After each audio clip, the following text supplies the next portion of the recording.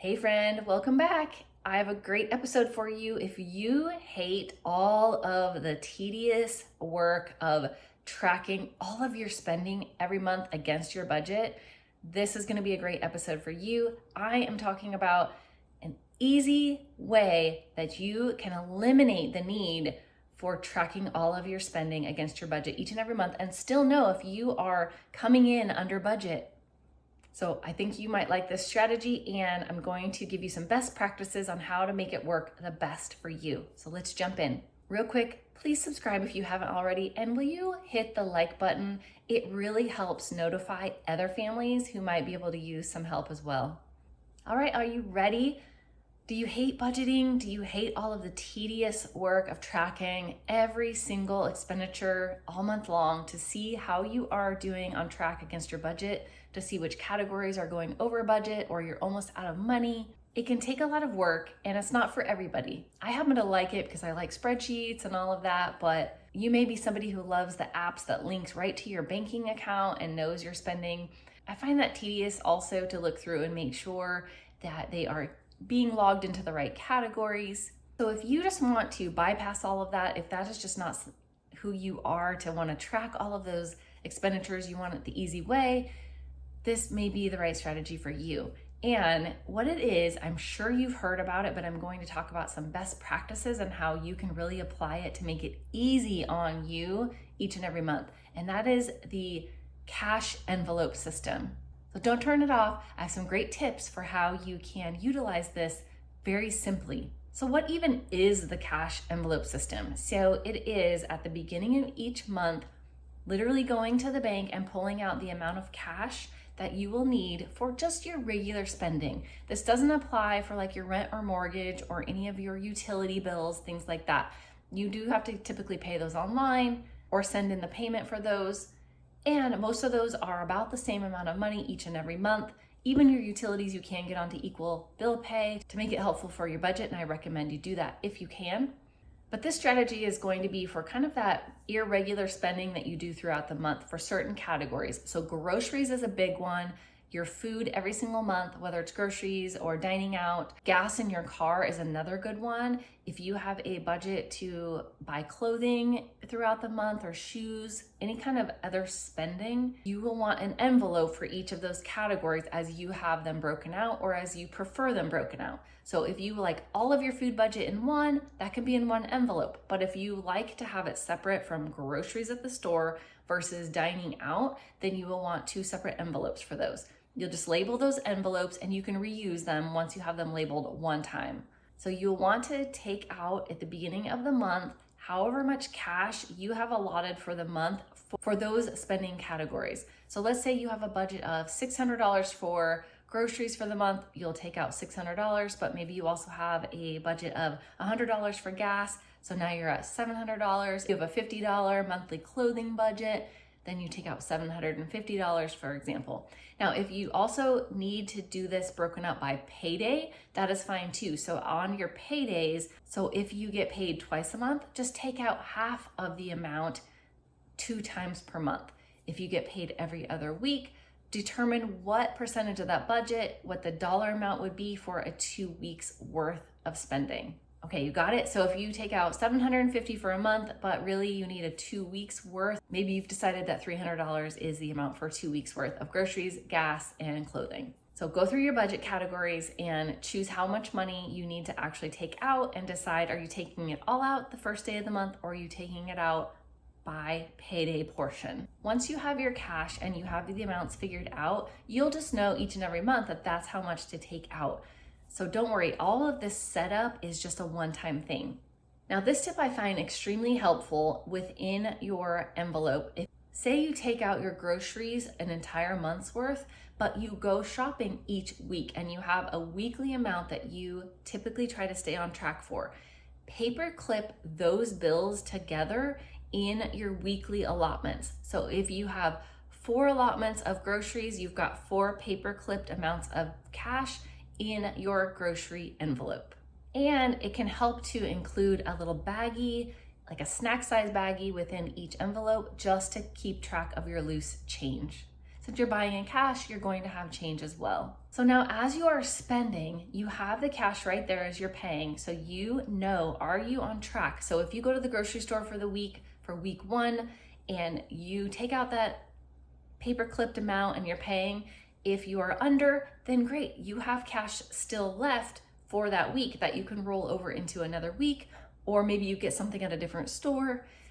If you went over, you are going to have to take from week 2, but you already now know that you are over your budget a little bit. You're not on track, which may be perfectly fine. Let's say you found a stock up deal on something that will save you money throughout the rest of the month. You won't have to buy that again, and now you got a good deal.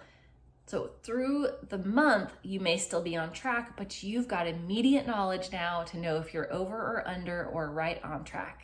Also, save your receipts. So as you go grocery shopping, or as you buy a clothing item, or as you fill up your car with gas, place the receipt in that envelope. So you will not have any question at the end of the month. You can look through your receipts. If you are just wondering where all the money went, how did I really spend that fast? You have all the receipts right there if you need any more details. If you take from another week's allotment, you'll know to make adjustments immediately. This can help you make some decisions about what you will not purchase the rest of the month to help offset and to keep you on track. And then at the end of each month, you can also analyze your receipts if you went over budget, or to see where you may further be able to reduce some spending. Maybe you had too many dining out receipts and you didn't realize how many times you actually bought coffee at Starbucks throughout the week, or went out to lunch with friends. Or maybe your groceries just went way too high and you want to look at each item on your receipts. Look for those high priced items on your grocery receipts to see where your big amounts were spent. And that way you can look at, are those items I can make from scratch at home to save money? Or if it's meat, buy a leaner cut of meat, or swap out different types of meals that are a little bit lower budget meals for the month, so that I can start reducing my groceries even further. So this will help you further reduce your expenses month after month after month, or even week after week after week, as you'll have that information at hand. So instead of tracking all of these expenses, you've got instant knowledge if you're over or under budget, and what you're spending on, and what you're spending your money on, and where you may want to make some changes. And then at the end of each month, if any of the envelopes have any extra money left, you get to decide what to do with that money, and congratulate yourself too, because that is amazing that you came in under budget in any of the categories. So choose what to do. You can either keep the money within each envelope and save it and roll it over to next month so that you have that cushion. You can combine all of that extra money towards one of your big financial goals. Maybe you have a savings goal of building up an emergency savings or eliminating debt. Apply that extra amount to those financial goals and you'll be that much further along. And you can also move the extra money you have left over to a different envelope. If you foresee that you're going to have a larger expense, maybe you need to buy additional clothing before back to school as kids are growing out of certain sizes, you can apply any extra money that you have left in all of your envelopes at the end of each month into your clothing budget, and you'll have extra saved up by the time you do that back to school shopping.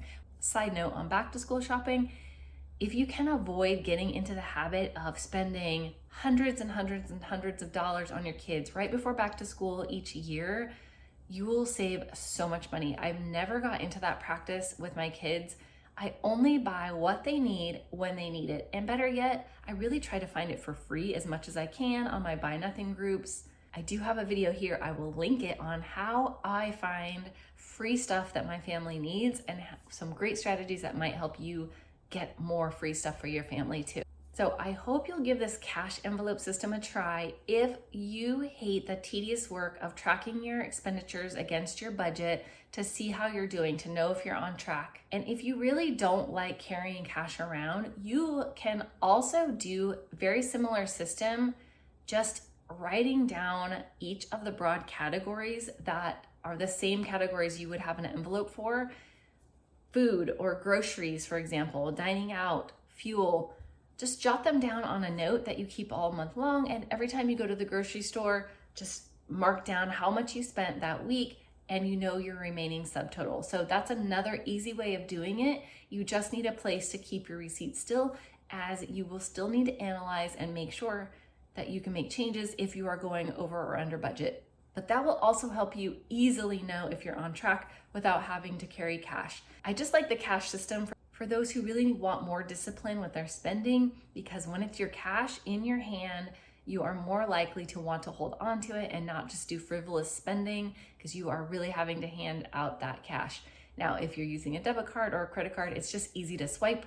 So I hope you will give this a try. Let me know. Comment if you've ever used the cash system. I'm curious if it's something that you liked, if it worked for you, or if you hate it, if you'll never try it, it's not something you want to do. I'm curious what your thoughts are. It's not for everybody, but for those that it works well for, it works very well for. So if you have any debts at all that you want to negotiate down and get paid off fast, I hope you'll check out the next video here on some tips for negotiating with your creditors to reduce your credit balances fast. Thank you for being with me today. Again, don't forget to subscribe, and I will talk to you next week. Blessings to your family.